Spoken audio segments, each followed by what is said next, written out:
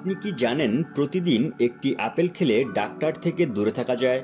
কিন্তু আপেল খাওয়ারও কিছু নিয়ম এবং কিছু অপকারিতা রয়েছে।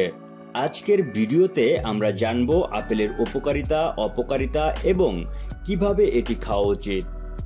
প্রথমে জেনে নেই আপেলের স্বাস্থ্য উপকারিতা। হার্টের জন্য ভালো। আপেল হার্ট সুস্থ রাখতে সাহায্য করে। এর মধ্যে থাকা ফাইবার এবং অ্যান্টিঅক্সিডেন্ট কোলেস্টেরল কমাতে সাহায্য করে। ওজন নিয়ন্ত্রণে সাহায্য করে। আপেলের ফাইবার আমাদের দীর্ঘক্ষণ পেট ভর্তি রাখতে সাহায্য করে, ফলে অতিরিক্ত খাওয়া এড়ানো যায়। ডায়াবেটিস নিয়ন্ত্রণে সহায়ক। নিয়মিত আপেল খাওয়া টাইপ 2 ডায়াবেটিসের ঝুঁকি কমাতে পারে।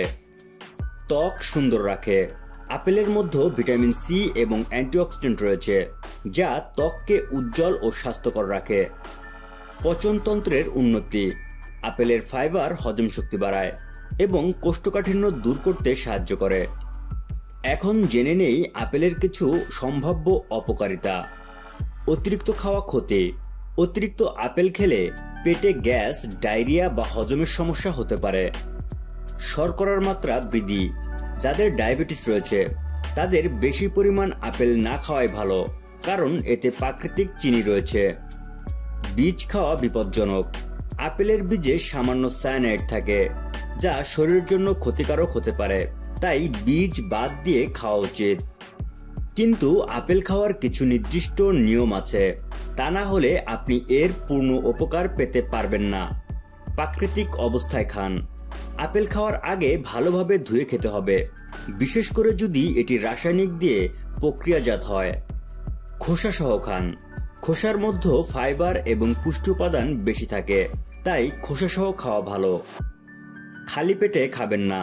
খালি পেটে আপেল খেলে অ্যাসিডিটির সমস্যা হতে পারে, বরং খাবারের পর বা দুপুরের দিকে খাওয়া উত্তম। পরিমাণ বজায় রাখুন। প্রতিদিন 1 থেকে 2টি আপেল খাওয়া যথেষ্ট। অতিরিক্ত আপেল খেলে রক্তে শর্করার মাত্রা বেড়ে যেতে পারে। আপেল একটি অত্যন্ত পুষ্টিকর ফল, যা সঠিক নিয়মে খেলে শরীরের জন্য অনেক উপকারী। তবে মাত্রা ছাড়িয়ে গেলে বা ভুল সময়ে খেলে তা ক্ষতিকারকও হতে পারে। তাই স্বাস্থ্যকর উপায়ে আপেল খান এবং সুস্থ থাকুন। আজকের মতো এই পর্যন্তই। আপনাদের কোনো মতামত থাকলে কমেন্ট বক্সে জানাতে ভুলবেন না। আমাদের সাথে থাকতে আমাদের চ্যানেলটি সাবস্ক্রাইব করুন এবং সবার আগে আমাদের ভিডিও পেতে বেল বাটনটি প্রেস করুন।